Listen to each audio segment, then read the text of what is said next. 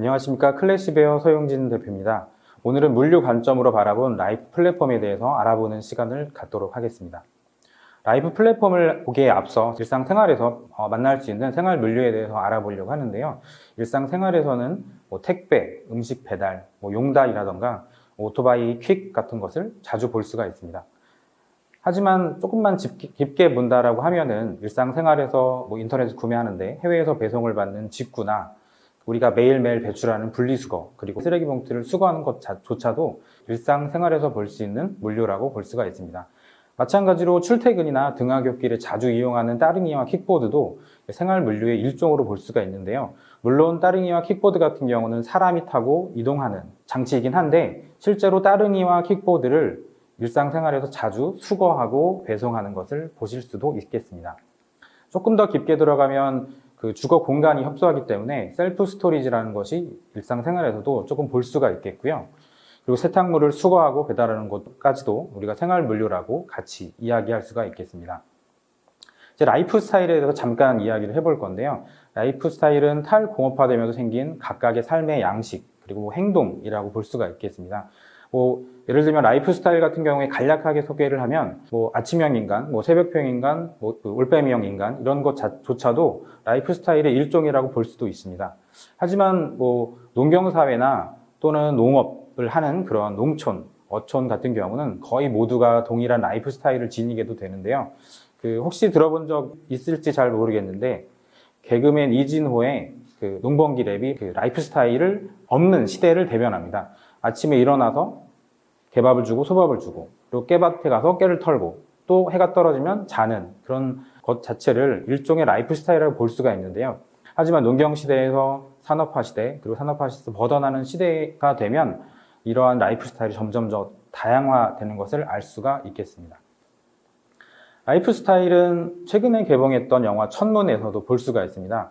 영화 천문에서는 조선만의 천문학과 절기를 만들려고 하는 세종과 장영실의 노력이 보여지는데요. 일종의 조선만의 라이프 스타일이라고 할 수가 있겠습니다. 이렇게 보는 것처럼 포스터에도 나와 있는데 조선의 하늘과 시간, 같은 꿈을 꾸었던 두 천재에 대한 이야기입니다. 하지만 이 라이프 스타일 측면에서 본다라고 하면은 조선의 것은 그때 당시에 중국의 것과 시간적으로 달랐다라고 하죠. 그리고 조선에서 바라보는 하늘과 그때 당시 중국에서 바라보는 하늘이 달랐기 때문에 이 영화 천문을 보면 세종과 장영실이 조선만의 라이프 스타일을 어떻게 만들어 나가려고 했는지를 알 수가 있는 영화라고 할 수가 있겠습니다. 자, 이제 드디어 라이프 플랫폼에 대해서 이야기를 해보겠습니다. 요거는 신문 기사를 가지고 왔는데 비욘드 X 행사를 하면서 라이프 플랫폼에 대한 개념이 나왔던 적이 있습니다. 과거에는 음식 배달, 온라인 유통 등 비즈니스 경계가 명확했는데요. 하지만 라이프 플랫폼 시대가 되면서 서비스의 경계가 좀 허물어지고 고객에게 필요한 모든 것을 제공하는 그런 시대가 되었습니다.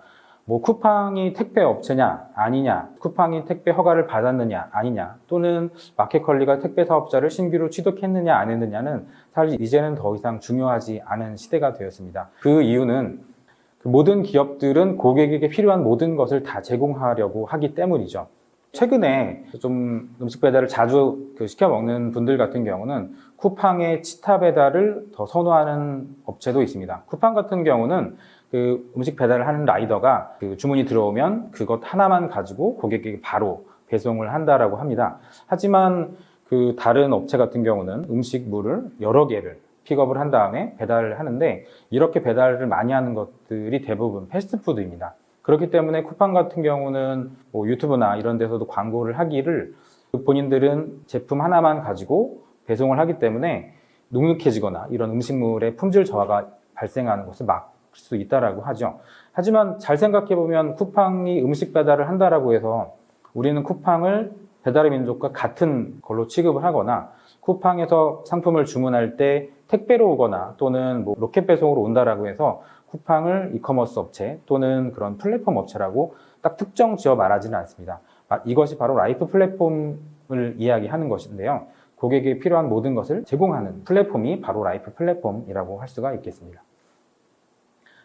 그러면 일상생활에서 볼 수 있는 생활 물류 중에서 몇 가지를 조금 더 추가를 한번 해보겠습니다. 방금 보셨던 택배와 오토바이 퀵, 그리고 직구, 분리수거, 따릉이, 킥보드가 있을 것이고, 그리고 여기에 편의점을 하나를 더하고 싶습니다.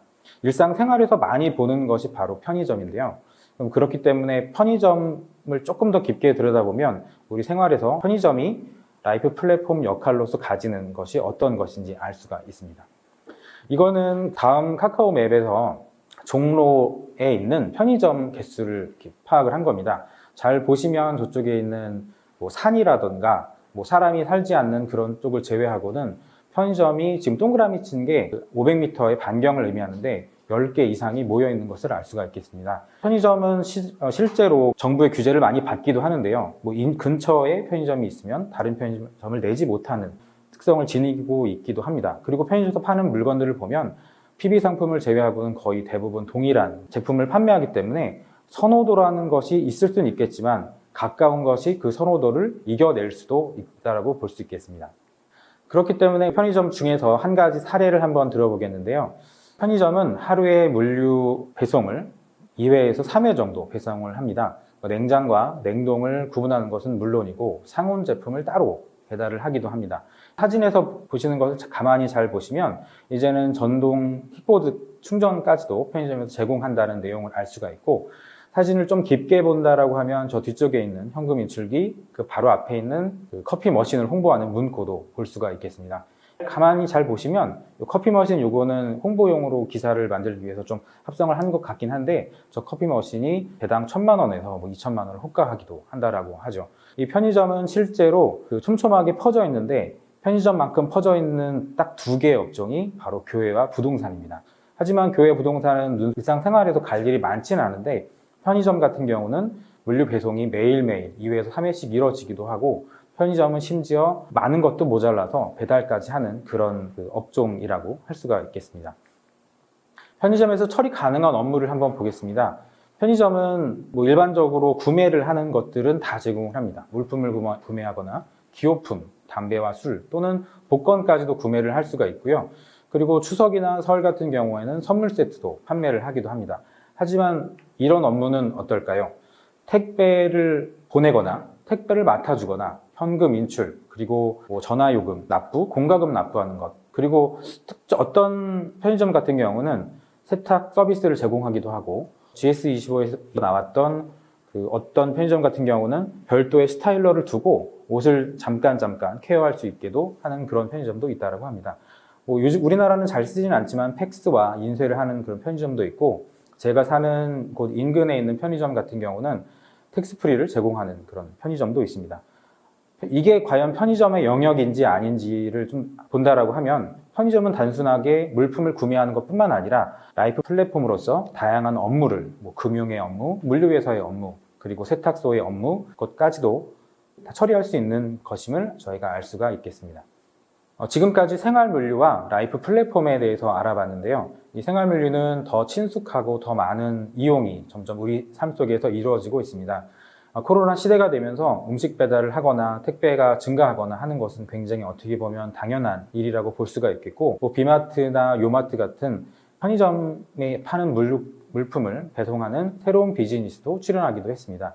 라이프 플랫폼 이전에 라이프 스타일에 대해서 잠깐 이야기하자면, 코로나로 인해서 다양화됐던 라이프 스타일이 하나로 축소되는 경향이 나타나고 있습니다.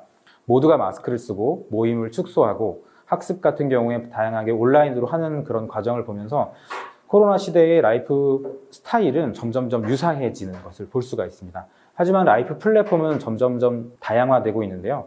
편의점에서 하는 업무, 그리고 쿠팡으로 대변되는 이커머스를 하면서 음식 배달도 하는 업체들의 출현, 그리고 단순하게 중고품 거래뿐만 아니라 일종의 커뮤니티를 형성하는 당근마켓까지도 본다라고 하면은 라이프 플랫폼은 점점점 다양화되는 것을 알 수가 있겠습니다.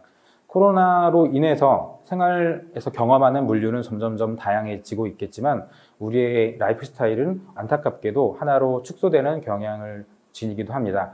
하지만 코로나 시대가 이후가 된다라고 하더라도 라이프 플랫폼 같은 경우는 사람들이 많이 체험을 했기 때문에 다양화된 들은 우리 일상생활에서 쉽게 사라지지 않을 것으로 예상이 됩니다. 지금까지 물류 관점으로 바라본 라이프 플랫폼에 대해서 알아봤는데요. 라이프 플랫폼은 딱 하나로 정의된 것이 아니라 고객에게 필요한 모든 것들을 다 제공하는 플랫폼, 그런 시대가 왔다라고 보면 될 것 같습니다. 이상으로 물류 관점으로 바라본 라이프 플랫폼에 대해서 알아봤습니다. 감사합니다.